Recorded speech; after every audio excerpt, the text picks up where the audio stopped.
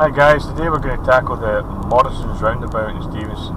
I call it the Morrison's Roundabout because people most refer it to that, and some people have some sort of hang up about it.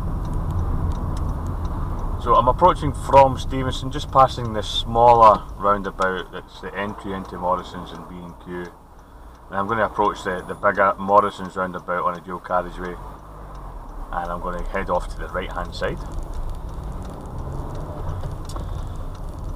Now the Morrison's Roundabout is what we call a spiral roundabout.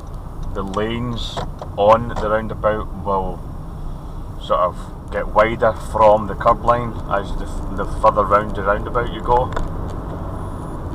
So I'm not going to take the first exit because even on a spiral roundabout, taking the first exit of these roundabouts is no different from any other roundabout.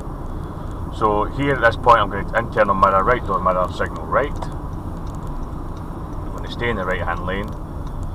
On the dual carriageway, I notice that the left hand lane has a closure, so when I come off the roundabout I'm going to bear that in mind. But let's deal with the roundabout in question. So your approach to this roundabout is no different from any other roundabout with regards to mirrors and signals. It's when you emerge onto the roundabout that you might need to decide what lane to pick. So I've approached the right hand lane, so I go onto the roundabout and I pick the extreme right hand lane closest to the curb line, but notice the markings now starting on the right hand side. I don't want to go through the hatched markings and I'm already being pulled wider from the roundabout. At this point, internal mirror, left door mirror to signal coming off the roundabout, it's my third exit. So if I stayed in between those markings, like I have, it takes me to where I want to go. That's the design feature of a spiral roundabout. I'm going to go all the way down to the next roundabout, the Egland interchange, and then I'm going to come back and revisit the same roundabout from a different direction. So I'll be back with you in a minute or two.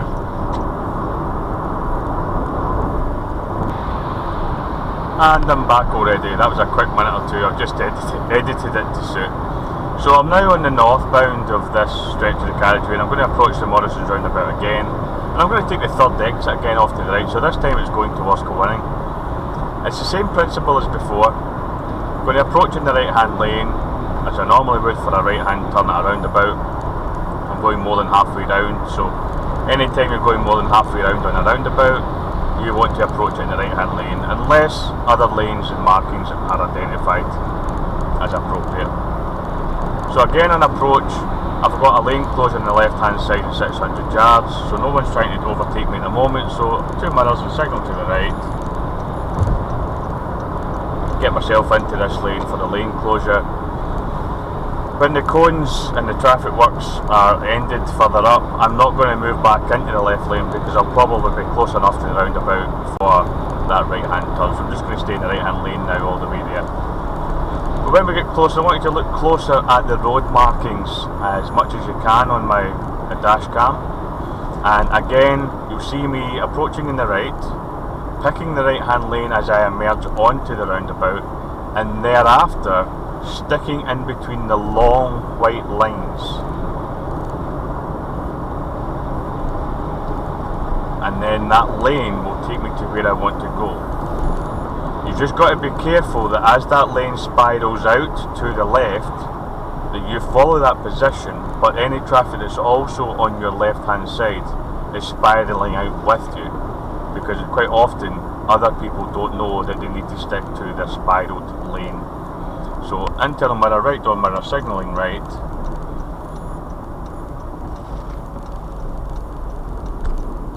Slowing my speed on approach, planning to stop, looking to go. It is clear to go, so into third gear for the current speed. Picking the right hand lane, hatched markings to my right. The lines are very faded, but hopefully you'll pick them up on the camera. Now internal mirror, left door mirror, signalling left. And again the lane takes me to my preferred exit.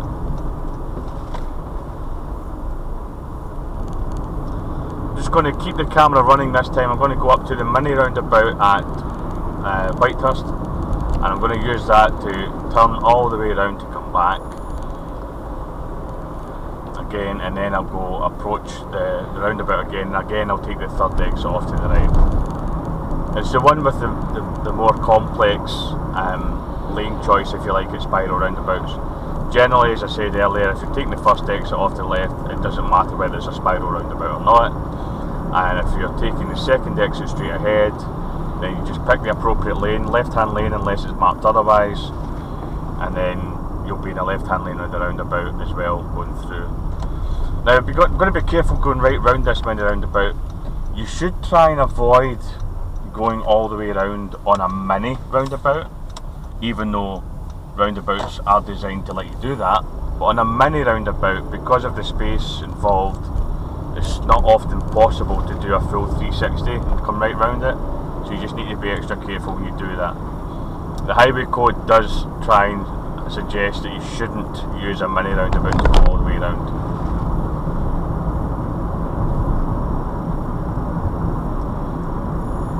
There's a difference between you should not and must not. So I'm approaching the roundabout again, and again I'm going to take the third exit off to the right. And again, just take the opportunity to look at the markings on the road, and also note there's going to be a slightly different exit this time. Moving into the right hand lane now, that I've passed the entrance into KFC and Costa. Nice gap in the traffic there, I'm going to take that right out into the right hand lane again. When the hatch markings appear on my right hand side, I'm not going to go through them, and I'm going to stay to the left hand side of those, in between my long lines. 2 mirrors and signal left. Now this time the exit actually takes me into the overtaking lane on the exit. That is perfectly okay because the markings tell me to do that. Once I'm on the dual carriageway, I can then check my mirrors and move back across to the left hand side.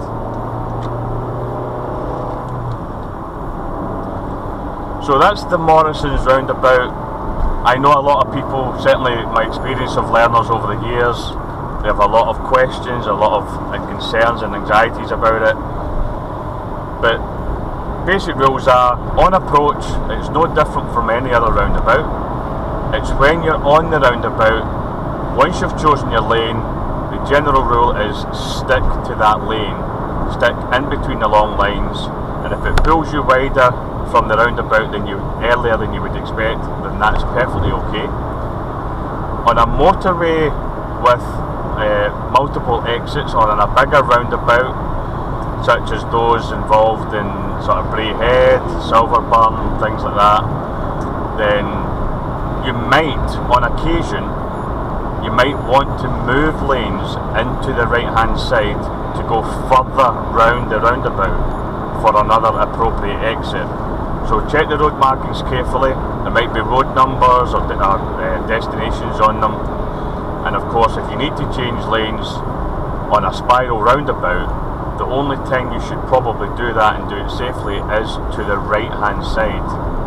Very rarely do you change lanes to the left hand side because the spiral roundabout moves you to the left. So I hope that gives you some information regarding the local roundabout at the Stevenson and Co Winning bypass. Thanks for watching. Right, my thanks for watching is a bit premature. I've just decided I'm going to do an additional approach to the roundabout, and again I'm approaching this time from the Saltcoats and across from the end of the dual carriageway down towards the bypass and this Morrison's roundabout. There's a car overtaking me, so I'm just taking it nice and slow before I go into the right hand lane. That'll help me deal with the 40 ahead anyway. So 2 mirrors, signal to the right, moving across now, and I'm going to position myself for the right hand turn back in towards Stevenson. So it's just like the previous 3 turns, I'm approaching the right hand side. But again, there's a slight difference on the exit here, and that's because of the bus lane. So that's why I've decided to include this extra minute of footage. Checking to my right, making sure it's clear. This particular entry onto the roundabout, you've got to be mindful of people coming off the dual carriageway and going towards Kilwinning, because they might be quite wide on the roundabout and they might look positionally as if they're going towards Saltcoats, Ardrossan and Greenock, but actually they're sticking to the spiral roundabout and they're coming round towards Kilwinning. So look at their position carefully, look and see if there's any indicators on. and then emerge only when you know it's 100% safe to emerge. So I'm going to move out after this red van. Go right into the right hand lane again, immediately get the hatched markings, so keep them to my right hand side, don't drive through them, staying in between the long lines all the way around. Internal mirror left, door mirror signal left. Large vehicles pulled out in front of me, so just easing off the gas, let him build his speed up. Notice the red markings on the left hand side, do not cross through them. That's the protected left hand turn lane coming off the dual carriageway from Irvine into Stevenson, and now I'm in the correct lane to avoid the bus lane anyway, so we don't want to cross through that red area into the left hand side too early. So this time, thank you for watching again, and the video will end this time. See you soon.